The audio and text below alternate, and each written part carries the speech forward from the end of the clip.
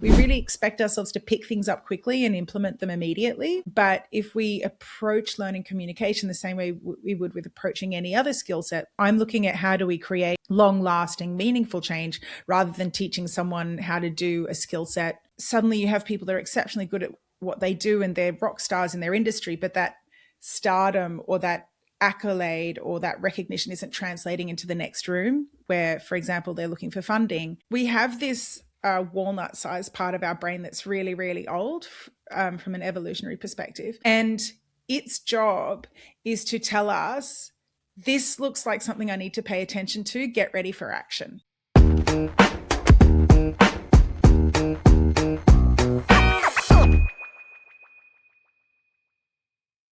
Welcome back to Coach Curious, where we sit down with expert coaches and ask them the questions you might have if you're curious about coaching. I'm your host, Ben, and today I'm sitting down with Emmanuella Grace, a voice and communication coach who's performed on some of the world's most renowned stages, from the Royal Albert Hall to the Sydney Opera House. Now she brings those performance lessons to individuals, leaders, and teams, helping people master their voice, body language, and presence so they can communicate with confidence and authenticity. So welcome, Emmanuella. It's great to have you here. Hey, Ben, it's great to be here. So I want to start off by asking about your performance career. And I mean, you've performed in front of audiences on so many stages around the world. And just curious, what does standing on those stages teach you about communication that you could never learn from business school? Something I've been reflecting on lately is how you can do something really, really big in your career. And then, you get further down the track and there's a part of you that pinches yourself and asks yourself, did that really happen? Was that real? Because it feels so enormous in the context of just the day-to-day life of, getting the kids ready for school and cooking dinner and taking care of admin for your business and, seeing your friends for a drink. And I think that what you have to understand is that our bodies respond to pressure and to high stakes environments in a way where it's not always how you expect.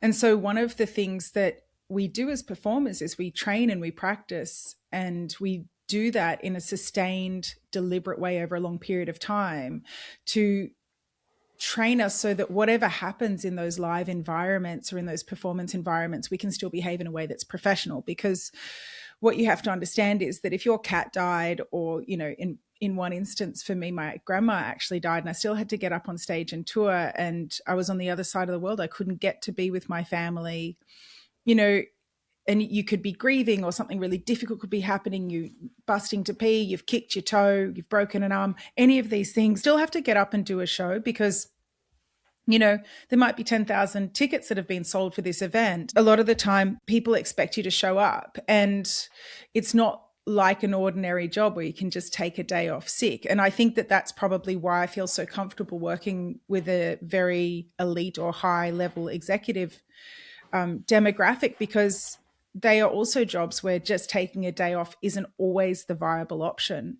And so you have to simultaneously exist as a human being, but you've also signed up for this high stakes job or this highly scrutinized job where opting out or taking a day off isn't as easy as it could be for, let's say, someone who works in an administrative role that perhaps doesn't have the same level of scrutiny. For example, my husband works in finance, and it used to always be that because I had the flexibility as an artist, I would end up doing a lot of the domestic things. But in more recent years, as he's become more senior, he has more flexibility as long as he takes care of his clients, that, if the kids need to be picked up early or if it's school holidays or something like that, he has a bit more flexibility to take days off where he still gets paid. So what you learn training as an artist and performing in these really high stakes, high profile environments is how to show up and perform even under the most extreme situations. But what that also leaves you with is this huge disconnect sometimes between the reality of what it takes to be on one of those stages and, the fact that your kids don't care how impressive your career is. They just want, cheese on toast instead of Vegemite. And that's where the showdown's going to be that morning. And was there a specific moment when you were on stage where you realized that these skills would translate to business or to sort of those more high stakes executive presentation or communication moments? My career has been an evolution of people telling me what it is they need and me listening. So I think there's very few kind of singular moments that defined my career, but one actually happened in the pit of Royal Albert Hall, where we'd been doing a series of concerts mashing up We Will Rock You and Stravinsky's Rite of Spring.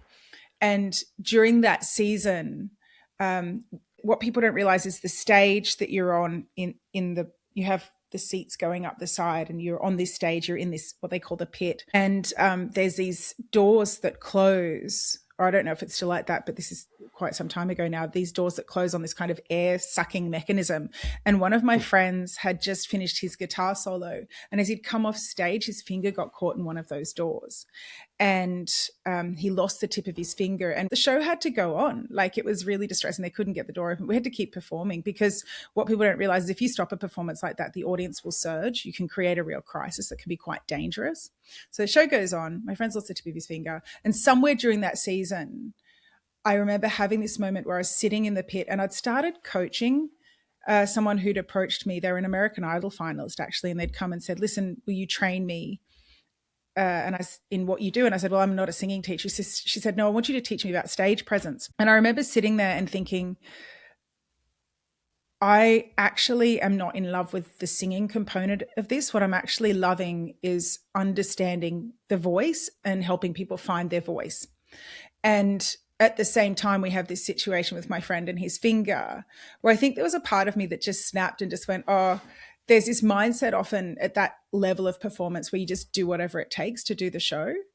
And I think I was starting to think more and more about quality of life and what it would be to be a mother. And my fantasy was to have a job where I went to bed at 10 o'clock every night and I wasn't on a plane 2 times a week to a different country, which sounds really glamorous. But the reality of it is you're just getting on and off planes and in and out of cars. And you don't actually get to see a lot of the countries you're traveling in when you're touring.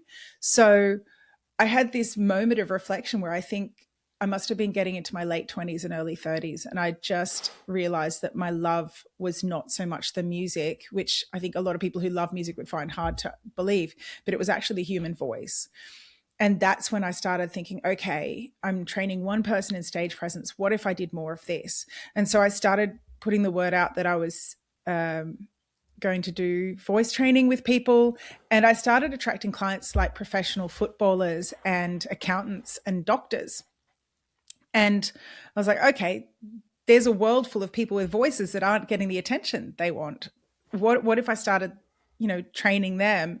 And so when I moved to Australia, my husband was in banking here, and we started going to a lot of events. Australia's very social like that. So we went to a lot of events, and I'm quite introverted and he's not. He's the life and soul of the party. He's right in the middle of everything. Whereas I'm not shy, but in a big group, I would prefer to be on the outskirts drinking a glass of wine or serving the barbecue. Yeah. And so I was speaking to more and more of his peers who were a bit like me and asking them, well, your bank's just spent X number of thousands on having this really famous communication trainer come to you for 2 days straight, and you're telling me you're exhausted. What did you actually get out of this? And they said, well, the most valuable part for me was the 10 minutes where I got the one-on-one coaching. And that's when I started to think, okay, there's a lot of competition for teaching singing, but that's, a fraction of the market out there. Where else are these skills applicable? I'm naturally attracting people who are bodybuilders, professional footballers, emergency doctors, heads of research institutes, deans of universities, people that are highly technical, really good at what they do, have spent their whole life refining a skill set. But what they haven't understood is that skill set and the discipline is transferable to also speaking with confidence. It's just that someone needs to show them how to translate one skill set into another category. And so that's when I started Find Your Voice in Australia and started doing what I'm doing. For a long time, Find Your Voice had other coaches also doing creative things where we worked with artists and people like Cirque du Soleil and different musicals that came into town, and we trained artists. But I was getting more and more curious about the auctioneers and the people who were using their voice professionally, where they weren't getting the support and the training, but also you could train them all day and then they'd get up in a board meeting and their mind would go blank. So I became very curious about the psychology behind that and what actually was happening there. So I actually went back and studied psychology because as an artist, I had an inkling.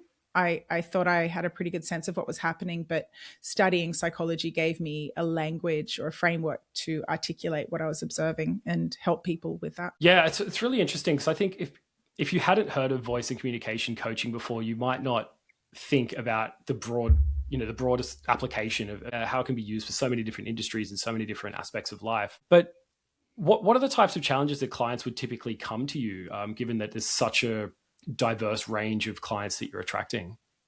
Well, what they all have in common generally, I would say, is that they tend to be either more introverted or ambiverted, and they're generally highly technical. So that's something that's pretty common with my client base. I would say, 99% of the time, the 1% being people that perhaps their work has mandated some kind of coaching with me.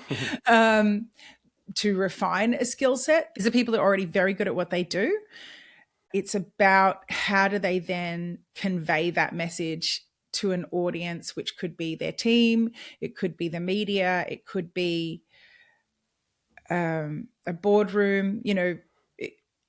One of the ones that's really interesting is when you're working with not-for-profits or you're working with research institutes or universities where they have to get funding, and you can have the most remarkable research. These people are the forefront of their industry, but they still have to go into a room where 20 people are asking for money to fund this research or fund the work that they're doing. And suddenly you have people that are exceptionally good at what they do and they're rock stars in their industry, but that stardom or that accolade or that recognition isn't translating into the next room where, for example, they're looking for funding. And so we have to help them demonstrate that presence, demonstrate that gravity with their voice, their word choices, their body language, their ability to tell a story and engage their audience, because they can become very reliant on their reputation. And if you're walking into a new room and you don't have that reputation established already, and your body language or voice tone is of someone who isn't feeling comfortable in that space or doesn't necessarily want to be there doing that component of your job, that discomfort can translate in ways that you wouldn't want, like nervousness or being untrustworthy, when the reality is you're just someone who's really technical that feels uncomfortable speaking about yourself. So getting training on how to perform in those environments can really have a big effect on if you get that funding. And because at the end of the day, the people that are in the room want a story. They want to feel an emotional connection. We invest in people, not ideas. So if someone has a brilliant idea, but as a person you don't feel a connection with them, you're going to go with someone that there's lots of great ideas in the world, right? So you're going to go with someone that's got a great idea, but who has a story that resonates for you, has a meaningful connection with you. Or you can go to a barbecue as a philanthropist or as an investor and tell your friends, hey, I invested in this really cool thing. And that's why having your story to be really clear and concise is so important, because if you're going to the barbecue and you've just invested in an idea that you can't articulate, that's kind of one of the things where if you're going to invest in 10 things this year, you want it to be something that's kind of cool and that makes you feel good as an investor, and or as a philanthropist, that's something that's meaningful. And if you can't explain what it is that you've invested in or share that story, that kind of takes some of the fun out of it for you. And we know that pleasure is one of the things that motivates people to do something. So if they can hear a story that resonates for them and that makes them feel good investing in your company or in your idea, that good feeling is something that will motivate them to action. Does that make sense? It does, absolutely. And I work in the technical industry myself and work regularly with CTOs and with tech leads and people that have great ideas about problems that need to be solved. And I also have solutions for them. But as you say, struggle to sort of express the practical application or the story around how their solution can actually benefit people or how it specifically solves the problem. And it's a game changer, right? If you are able to articulate your idea that the minute your audience hears it, they know if it's for them or not, that can already help you move through that engagement phase of launching a business or launching an idea a lot faster, because it's also really important to know your audience. Speaking of things that come from my performance background, You know, if you go to a rock venue and you're a country artist and people are expecting a rock and roll show, you got 5 minutes to prove to them that you've got something they want before they're ordering beers. Like there was a pretty big, well-known Australian artist that I was opening for in the UK, and he, I was just so enamored with him. And he was doing a great job, but he pulled out a ukulele to do a song in a rock venue, and someone actually threw a beer at him, and it hit the top of the stage and dropped down on him, and he just kept playing. And I was like, that's a man who just knows this is a good song and he's just going to do his thing, and he doesn't give a damn about what the audience thinks. But also for someone who perhaps doesn't have that level of chops, that level of experience, like what a horrible thing for someone to do, but also what a horrible thing to experience as a performer. Metaphorically, if someone's going to throw a cup of beer at you when you're speaking, you better know that you can handle yourself and that that's not a reflection on who you are, right? They're just not the audience for you. And so you need to be really conscious when you're pitching something to an audience that your story or your pitch or your performance is placed in the right place as well, because sometimes they're just not the audience for you and you've put yourself in the wrong position. The first thing, I don't work with everyone that reaches out to me. That's one of the lovely things that I can either recommend someone else, or I can recommend some resources, or I know straight away, usually for a pretty good fit, because what I'm looking for is this gap between your capabilities and your vision and achieving it. And can we close that gap? And often the bigger the gap, the more exciting it is for me. But I need to see that the person has that energy and that willingness to do the work and to learn that will help us close that gap. Because if they're not ready, and this is what I learned early in my career with having people that were mandated from their work to coach with me, was, look, if someone's not motivated to learn and put things into practice, it's really not going to work. You need to be really ready and driven to move. And then my job will be to actually help make that jump that feels a bit scary or challenging or difficult or unknown easier, and to walk alongside and help guide you on something that I do all the time, every day with people. And just having someone, think of it like a mountain where there is a path up the mountain, but you've never seen that mountain before. And so you don't know where the track is. I know where the track is. And the minute we get on it, you're golden. But you would never have seen that track without me guiding you there. Or you might have figured your way up the hill, but it would have been really hard. So with technical people, the way I approach it, and this is very different, I guess, if we're looking at a point of difference between me and other coaches, and this is why it's probably taken so long for people to start to feel comfortable with me, because it is different, is that I would look at how would you develop an artist. So a lot of the coaching that I've seen out there, especially in corporate spaces, really serves an organization mandate that we need to kind of tick a box. We need to say, yes, we've addressed this issue. Yes, we've delivered on some communication training or some voice coaching. And it's very focused on two businesses, the coach's business and the organization that is the employer, kind of meeting certain criteria. But what's lost in that system is the humanity of the fact that this is sometimes really challenging for people. It can be really exciting. We're dealing with a human being. We're dealing with their individuality. We're dealing with their identity. We're dealing with their insecurities. And so I start at the very beginning. What motivates a person to communicate in the first place? It's going to be different for everyone. What are your priorities? You know, not everything needs to be said. Sometimes you need to just listen. What motivates and drives the way you engage, because communication is multifaceted and it goes out of you, but also it needs to come in for you to respond appropriately. Let's start there. Let's start with just the very origins of how you communicate, how that was shaped for you. Then we look at what's happening in your head that would perhaps stop you from behaving in a way that actually aligns with what your values and priorities are. Then the next phase we'd look in is, okay, well, how do we start to, we've created this world around us where people expect us to behave a certain way. And changing that's not always easy. So the first thing we do is we look at what your values and priorities are, and we look at how they motivate you to communicate. Then the next thing we do is we look at what's happening in your headspace that would potentially stop you from speaking in a way that aligns with how you'd like the world to see you and how you see yourself. The third thing we look at is how do we start to shift our behavior in the world so that we can create space for ourselves to sometimes get it wrong, sometimes ask for grace, and, see things change over time, but it is gradual. I've had managers call me and say, well, they've been through this training and I don't see any difference. And it's been 24 hours. Whereas when I check in with them, 3 or 4 months later, they're like, oh my goodness, it's such a big change. And that's the thing, is that if you think about it like learning music, if I put you in front of a piano on the first day and I teach you something, you're going to be a bit clumsy with it. But then over time, we practice it and we add to that skill set, and then you learn a piece. And then you play a little bit more and you get better at it. And then one day you're playing Chopin.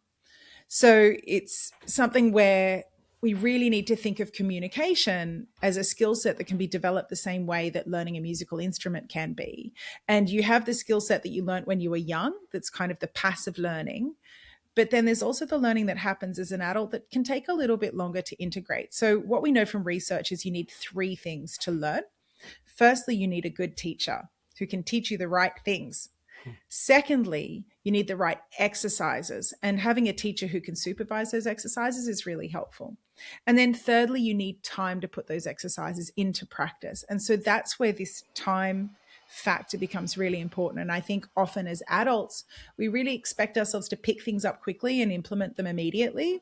But if we approach learning communication the same way we would with approaching any other skill set, like a musical instrument, I think our perception of how that learning experience will occur changes. And I'm looking at how do we create long-lasting, meaningful change rather than teaching someone how to do a skill set that they implement, let's say, out of compliance, because that's not going to stick.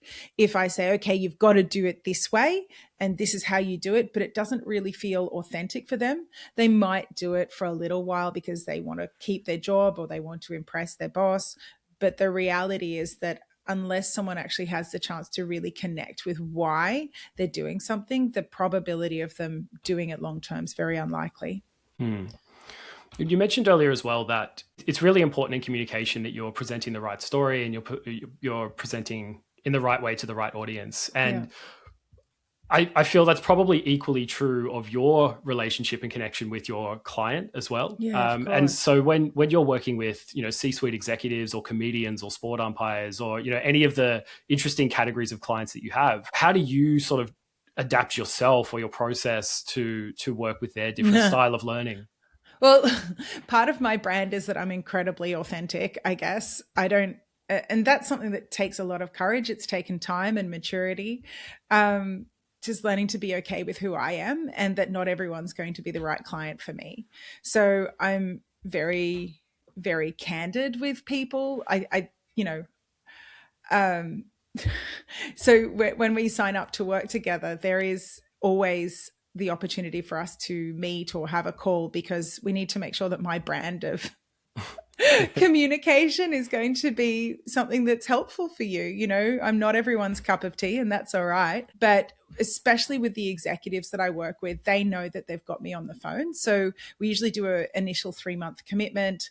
And in that time, we'll have a session every fortnight where for, however that long they need, I usually allow up to 2 hours. We'll go through one category or one building block of their communication and their identity and exercises for that. But also sometimes the really big breakthroughs happen between sessions. And it could be as simple as, just having a 5-minute pep talk before a board meeting, or having someone just look at a situation from outside of your perspective can really give you a different context.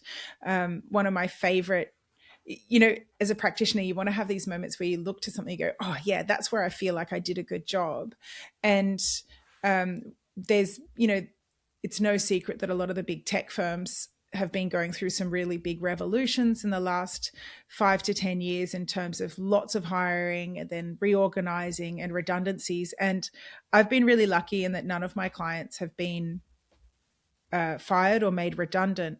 But I think that part of that luck comes from them having a strategy in advance and articulating to their organization, articulating to their management that they can see the bigger picture and they can be an active participant in whatever solution the organization's moving towards. And I always think of that as something that's a win, that people who have been looking for jobs for really long times or looking to make a career change inevitably, usually pretty soon within the time frame of working with me, have a new role, have a new job. You can see that on my LinkedIn. People have made comments about that. And then also same with these organizations where when there's redundancies or people getting fired, it's never the people I'm working with. And you have to credit people with being bold enough to actually put themselves out there, but it's also a great privilege to walk alongside people when they're going through those revolutions in their lives. And it can feel like a really high stakes environment, and there can be the reality of life and the reality of having bills to pay, and having someone walk alongside you during that time and kind of be your cheer squad, I think can help you keep up that energy that's needed and keep up the clarity in terms of your mindset to just keep putting yourself out there. Because as musicians, as performers, we're rejected all the time. Like your job as an actor or as a model or as a singer is to go to auditions and put yourself out there every day. And no one talks about all the times where you get a no. And sometimes no would be really nice. Sometimes there's a no, you're too fat. No, we don't like your voice. No, you're too old. No, you're just not what's cool right now. And it's very personal. And you build up a lot of resilience for rejection. And I think that people don't often get the opportunity to build up that muscle or that strength outside of the performing arts. And what we hear about are the stories where it was a yes and where someone becomes a star and where they had a breakthrough. But I'm sure you've heard this saying that it takes 10 years to make an overnight success. It's the people who stick at it and stick at it and stick at it. And they have an identity and they're really sure of themselves, but they're able to pivot and curate and return to putting themselves out there. And they're the ones that are going to get the win eventually. And I guess, it's really interesting to hear that, because I suppose it is a much more complicated narrative to tell. If you're working in a corporation and you have a high stakes presentation, that's one thing. Or if you're having a meeting with some high stakes people, that's one thing. But when you're having job interview after job interview and you need to tell the story of you and your life and communicate that in a certain way to reach a certain goal, it's a lot more complicated than a single pitch. Yeah, and it's not just telling the story of you. I think what happens is when we are feeling pressure or when we're feeling fear, we get very focused on ourselves out of being in this kind of survival mindset. But the reality is that if by the time you're in person in interviews, you're already there because you're qualified. I think something people often forget is that interview is as much about you interviewing the organization and asking yourself, is this the right fit for me? And not only that, getting a feel for, is this a good connection? Like the people who are doing the hiring want to hire someone that, yes, they can do the job, but they also want to hire someone that they feel a really great connection with, and that this is a good energy and we're going to do good work together and there's a connection. So I think the mindset component of coaching and what we do is help people kind of process a lot of that nervous energy before you're in the room, so that when you're in the room, you can be, stable and strong and present, so that people can feel that they connect to you and you're able to listen to them and ask them questions. What does your organization look for in this context? How do you approach this? And start to create a vision or an internal mental model for both yourself and the interviewer of how you could actually fit into their workplace. So if you're someone that's sort of prone to this nervousness or this fear of these situations, Ben, who doesn't get nervous? I know. Well, that's right. It's everyone, right? In to different some degrees. Context. Yeah. But what's actually happening when someone freezes up or their voice goes shaky? What's the mindset in that situation? So we have this walnut-sized part of our brain that's really, really old from an evolutionary perspective. And its job is to tell us, this looks like something I need to pay attention to, get ready for action. And that part of your brain doesn't understand time or context. It just understands that this feels scary, get ready to fight, flight, freeze, fawn.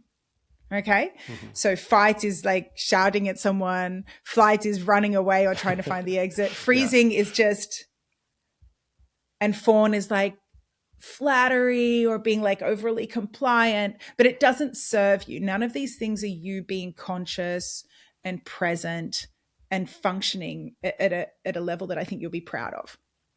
So it can take about 90 seconds in an ideal world to shift from the amygdala going, this feels dangerous, get ready for action, to the cortex and the creative parts of the brain and the part that does learning to come online. And so this is where breath work can be really helpful, but you have to practice. You can't get into a room and expect that doing deep breathing for the first time is going to work, right? You just end up hyperventilating. Like, I just don't see you like, okay, let me give you an example from music, because this is the way I see things. You don't get a musician jump up on stage with a jazz band and improvise in a way that's amazing. And it's the first time. Mm. What you've got to understand in improvisation is that there is decades sometimes of learning that goes into being able to do something spontaneous. You would understand the time signature, how fast or slow the music's going. You would understand where the beats are. You would understand the key signature, as in where to pitch the music. You would have a format where you've agreed with the band, if you're jumping up, okay, you've got this many bars. And even if you aren't able to articulate that before getting up, let's say with a band that you play regularly, you've learnt to look at the other artists on stage and gauge when they give you that nod that it's your turn to wrap it up. So there's all these learnings that go into being spontaneous and free. It's not like you just jump on stage with a band and suddenly you're brilliant. But you've also got to think that there's frameworks there. And this is something that I look at all the time from day one. With every session, I'm introducing a new framework. So, okay, you're used to thinking of yourself as having, okay, let's talk about values, for example, the framework of values. People come in and I will give them a deck of cards, maybe with 40 cards in it, and say, okay, show me what's important to you. And they will choose sometimes most of that deck. Now, people can't pay attention to more than maybe 3 things at a time. Okay. Even people like savant, brilliant, can't hold more than 7 things in their head at once. Most of us, if we're lucky, can concentrate on one thing at a time. Okay. Now you give me a deck of cards this high of values, all these things that are important to you. How can you possibly pay attention to all of those things at once? You can't. So what we do is we go through a process of identifying, okay, but what's the most important thing to you? If in that moment you have to make a decision, where do you put your mind? Let's create a framework so that very quickly you can choose the most important thing to respond to instead of reacting. Because reacting is back to the amygdala and the amygdala hijack, which is that fight, flight, freeze, or fawn, where the amygdala goes, this is scary, stop everything. And you get stuck there. What we're trying to do is create new frameworks for your mind to move through so that when that happens, you go, this feels scary, but I know I've got the skills to handle it. And then you move on to the skills that you've practiced, right? And this is what you do if you're an athlete. This is what you do if you're in the Marines. There is absolutely common exercises that the people in the Marines are now using that I could point to recordings of artists doing that, and you can hear it being done on stage. You can't do something for the first time and expect to be a master at it. That's ridiculous. And this is where I think having grace for yourself and grace for others becomes a really important component of communication, because if you have unrealistic expectations, you're going to be constantly disappointed. And if you set unrealistic expectations with your employers, with your peers, you're going to be constantly disappointing them as well. And the thing is, you can't do anything about what other people think and feel, but what you can do is influence. So if someone's going to think you're an idiot, there's nothing you can do about that. But there's an idea that I used to say to my performers, and that I would say is probably the same for people in the workplace, is if you don't get the gig, or if someone's not into you, it's for one of two reasons. You didn't prepare, or you're just not what they're looking for. Now, if you're not what they're looking for, there's not a lot you can do about it. But if you didn't prepare, that's on you. And that's the component where I work with people to help them get prepared and get organized, so that they know they can feel proud of what they're putting out there, and they can know that they're putting their best foot forward. And so if you put your best foot forward, if you do your best work and it's not enough, that's a different conversation, right? But there's a lot that we can do in terms of preparing you, but you can't expect that the first time you show up and do something is going to be the time where you're going to do it your best. So this is where breath work becomes important. Do you know the Jeff Buckley album, Grace? I do, yes. Yeah. Okay. So you know the song Hallelujah? Mm-hmm. What does he do right at the start of that song? He takes a deep breath in. That's it. And so this is something that more and more is getting cut out of music as we're producing it. But I love that there's at least one example I can point to and say, look, this is one of the most remarkable recording artists that ever lived. And even he is taking a breath. And so the breath that we teach people is the same that they're actually using now to teach people in the Marines. When something happens that's really shocking, like a bomb goes off, you still have to be straight back in your body, straight back in the moment. And there might be carnage and devastation and pain around you. You still have to be making considered, conscious decisions. And one of the great privileges of my training was I was trained by sports psychologists that train Olympic athletes, because physically our job can be really demanding, standing up in front of an audience for hours on end, sometimes wearing clothes that's not particularly comfortable or that can quite constrain the way your body functions. This is super demanding. And so learning to build up what we call show fitness is a core component of coaching someone to be able to perform well under pressure.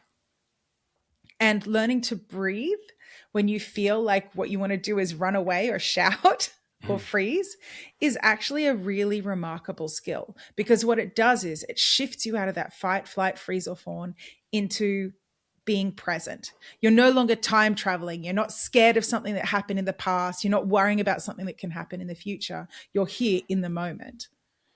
So we have preparation and we have practice, but what happens when you get into that moment? Is there a quick intervention that can be applied that if you feel that panic start to rise, that I can do?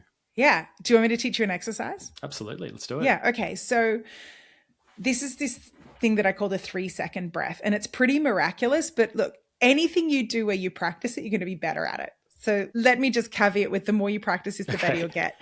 And people will often say to me, oh my God, 3 seconds feels like such a long time when my boss has just asked me for an answer and it's like a really intense situation. 3 seconds is plenty of reasonable time to take a moment and think. Okay, so you ready? Okay, ready. I want you to feel your toes on the floor. Push them into the floor. That is now taking you out of the room, out of wherever your head is, and we're putting you in your body. Okay, you're feeling your toes, every single one of them. Get yourself anchored to the earth. Okay, now we're going to breathe in through our nose. And as we breathe in, we're going to breathe in as low as you can go. I want you to see if you can even feel your ribs expanding against the seat behind you. So then you know you're breathing nice and low. As you breathe in, I want you to count to 3 in whatever language you think in, because it's different for all of us. I'm going to go count to 3 and then out through the mouth. Now, out through the mouth. Now, let's see if you can do that with your shoulders relaxed next time. Feeling your toes. That's it. Now out through the mouth. And this is where practicing it helps you get better at it, because when you see me do it, watch my shoulders. Right? I'm relaxed. I'm in my body. I can feel the tension in my shoulders. I'm carrying it. I got to get it right. I got to get it right. I'm overthinking all the steps. Exactly. Okay, so let me talk you through why that exercise is really effective, and it takes 3 seconds. Firstly, we're going from time traveling, worried about the past, worried about the future, into being in the present in our body. So we're moving from our head into our body, which makes us whole. It makes a full experience. Okay, so we're using all the parts of our brain, not just the part of your brain that says get ready for action. Secondly, when we count to 3, what we're doing, okay, taking a step back, if you think of everything that's happening in your mind as an interaction between long and short-term memory, often what happens when you put on the spot is what happens? Your mind goes blank, right? Okay. What's happening there, if you think of your long-term memory as a paddock and think of your short-term memory as a fence around that paddock. So everything is going in and out of a gate. Now, if something gets stuck in that gateway, like, oh God, I can't think of anything to say. I've got to really impress them. I don't want them to judge me. Something's stuck in that gateway. You can't access the long-term memory information that tells you how to speak, how to be, dignified, how to breathe, because you're like, Okay, so what we need to do is clear that gateway. And the best way, the fastest way to clear that gateway is just to count to 3. Just do something you know how to do. Just be here in the moment. So we're shifting from to 1, 2, 3. It's the first thing you learn how to do when you start to verbalize, right? The next thing is when we breathe in through our nose, the air is spinning through the turbinates in our sinuses, these little shelves that warm up the air as it goes through. And what it's doing is putting your vocal folds into a good, lovely resonant position so that they've got lovely, warm, moist air on them, so that when you breathe out, if you speak on that out breath, your voice is going to sound more resonant and more calm. Okay. So if you think of someone that's kind of stressed, that short, sharp breaths, okay, cold, dry air, as opposed to nice, deep breath in. And then we're going to speak like Jeff Buckley. I heard there was a secret chord, right? So it's nice and low, it's calm. So what we're doing is we're putting our body into the present.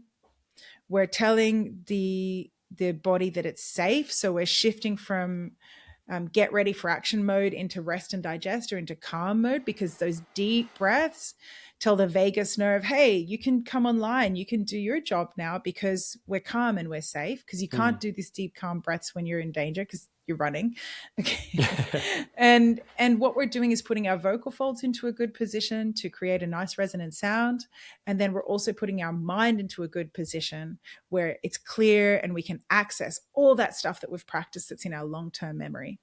I read somewhere as well that you practice meditation every day before you do anything else. Is that I do. That practice has gotten a little bit hijacked by having children, but it's very front of mind for me. I still endeavor to do a 10-minute meditation before I engage in tech.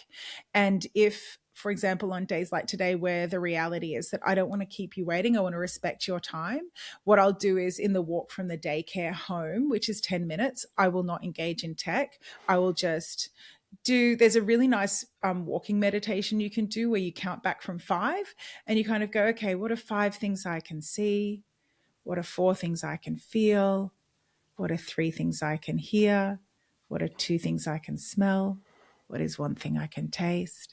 And then you're kind of back in the room and having these there's so many different meditations you can do, but having them where you've practiced them and they kind of become these shortcuts in your mind to getting to a place where you're grounded and you're ready to do creative work and you're ready to do connecting with people, as opposed to being in that get ready for action, this feels dangerous, is antithetical to connection. It's the opposite of connection. It's literally trying to find a way to extricate yourself from connecting with someone. Yeah, I'm actually reading this sort of modern Stoicism book at the moment, and it mentions something quite similar. Where big fan of the Stoics. Yeah, the first hour of the day should be, or at least ideally, but the first hour should be dedicated to expression, like the way that you want to express, whether it's reading or writing or something, and that prepares your mind for being able to give to others or to to share with others. Oh man, so the first hour of my day lately has been getting up and going for a walk, often listening to true crime. I'm not sure what that says about my state of mind, but I walk 2 kilometers down to a local cafe that opens at 6 a.m. I have a coffee, I read the paper and talk to some of the local guys who are out walking their dog. And then I come back and wake up my family for the day. But this morning, it was one of those things where I had this really interesting experience. I realized that by not having my headphones on and not listening to anything, I felt like I could see better. And it was the most insane sunrise. It just went on for probably 40 minutes and just new layers of color and new cloud formations. And I just had to take my headphones off and just look at the sky. And I don't know what it was about the fact that I think if I'd been listening to something that had my attention, I would have been dividing my attention. Because I'm sure you know about this research where, if you don't have your eyesight, you have better hearing, for example, like your hearing becomes more refined. Our senses compensate for each other. But in this particular instance, I think there's a distinction between my senses and my attention. And so taking my headphones off meant that I felt like I was actually having a fuller experience of these insane colors. Like it was just the most incredible sunrise. And so that's something that I've started doing, where as a mum, getting any time to yourself to finish a thought or do something that's for yourself or do something pleasurable can be a little bit tricky. And I'm not in any way advocating for the 5:30 a.m. raise. It's just that I'm someone that's when I wake up. I find that I sleep better if I go to bed at before 9:30, right? And I switch everything off when I get home. And people know on the weekends, if it's an emergency, you call my husband. But I think that we have to have these times where we disengage from tech because things are moving faster and there's this constant battle for our attention. And so starting with people on like, what is your intention? So then we can choose where to place your attention can be a really powerful thing to choose and to be able to return back to. Because once you've identified it and you've written it in your little notebook, it becomes a more deliberate act. It's all very well to be like, yeah, I'm going to pay attention to my kids. I'm going to be mindful. I'm going to be present. But what does that look like? And unless you've really laid out for yourself what that looks like and developed that as a practice, it's very hard when you're like, oh, I feel fractured. I want to pay attention. I want to ground myself. It's not an easy thing to get to. And like I can meditate every day, but we call it a meditation practice for a reason, right? You sit there and some days my mind is like literally going through a to-do list for like 40-60% of the meditation. And then I'll get to the end of it and then I'll be like, oh, and then there's other times where it goes really fast and my mind is clear. And I think that that's to do with whatever was happening beforehand. But every day is different and you have to just give yourself the grace that we are human and we won't get it right all the time. But if we're able to communicate well, that can really change our experience of the world and also change the way people experience us. And so they're more likely often to give us grace. Wow. Okay. And I guess everyone's going to be different as well. Everyone's response Of and course. everyone's experience, lived experience is Correct. completely different. But Yeah. I have a couple of questions here from the Great. audience, so we can sort of get into some more I specific love situations. this. Yeah. Yeah. So first question is, how would I know that I might really benefit from working with a voice and communication coach versus just needing more practice or experience? So this is a great question. Something I think about as a teacher with a musical background is, what are you practicing? So you know how we talked about those three components you need to learn something, to master something, is you need the right teacher, the right exercises, and the time. How do you know that you're not practicing your mistakes?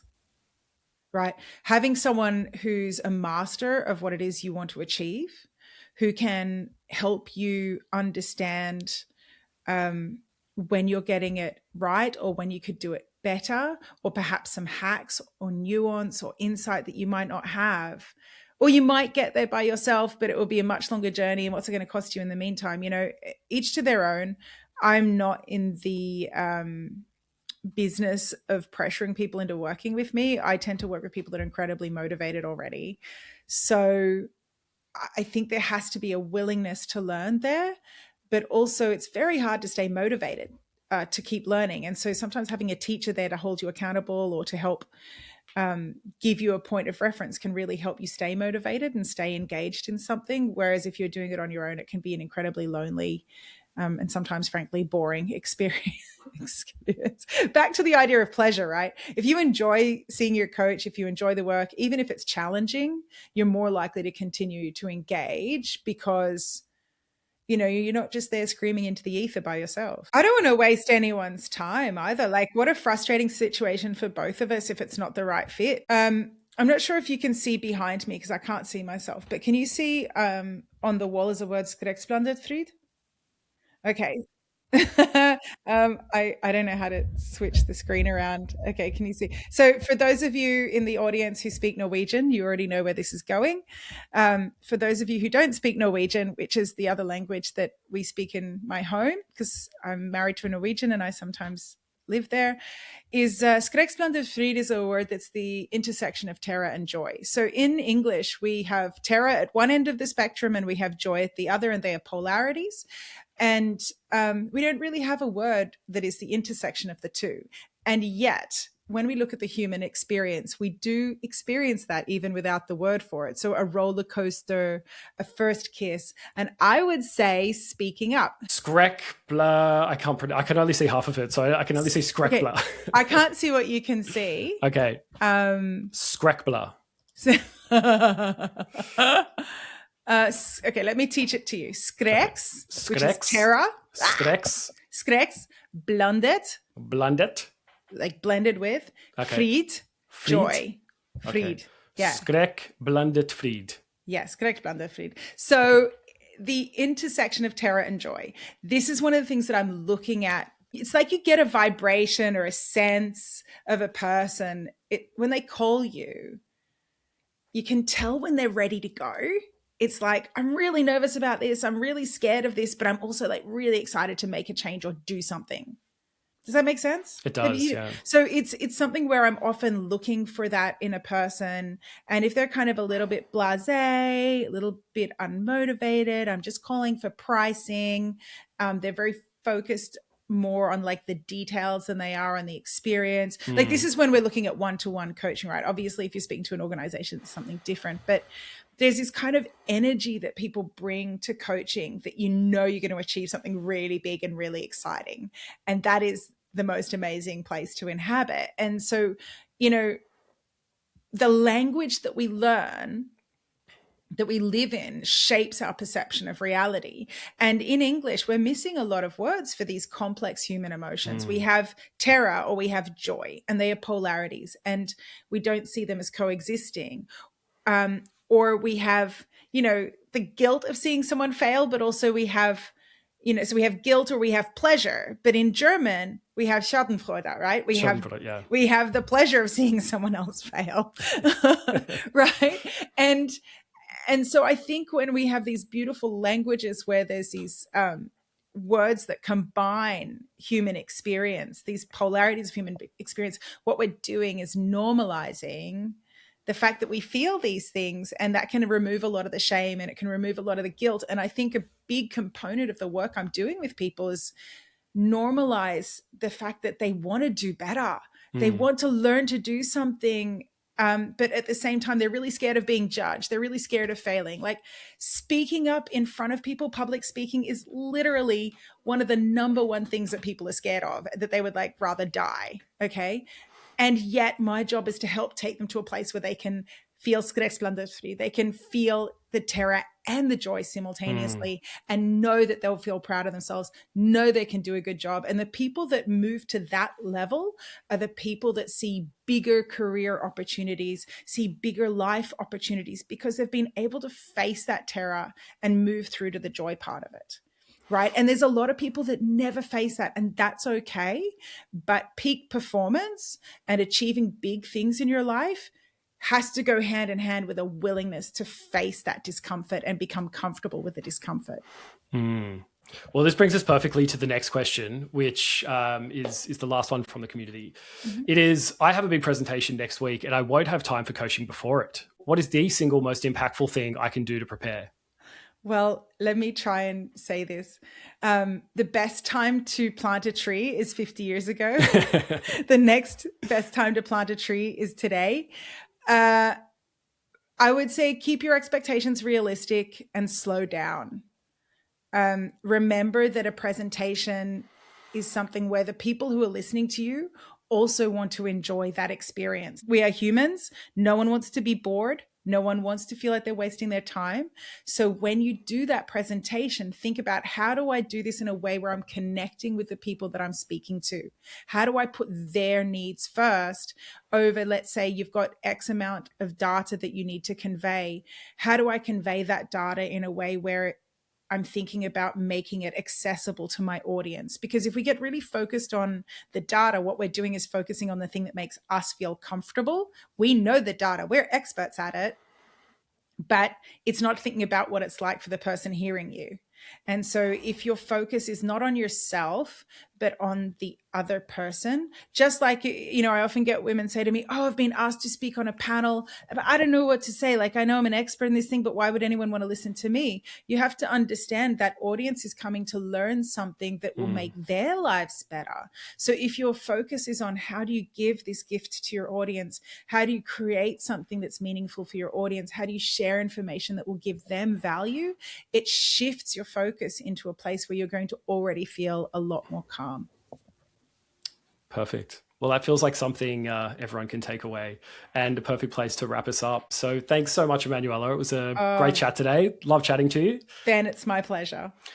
And thanks everyone else for joining today. We're going to have episodes every 2 weeks. So please subscribe and tune in to the next episode. But for now, see you next time. Thanks, Emmanuella. Bye. Bye.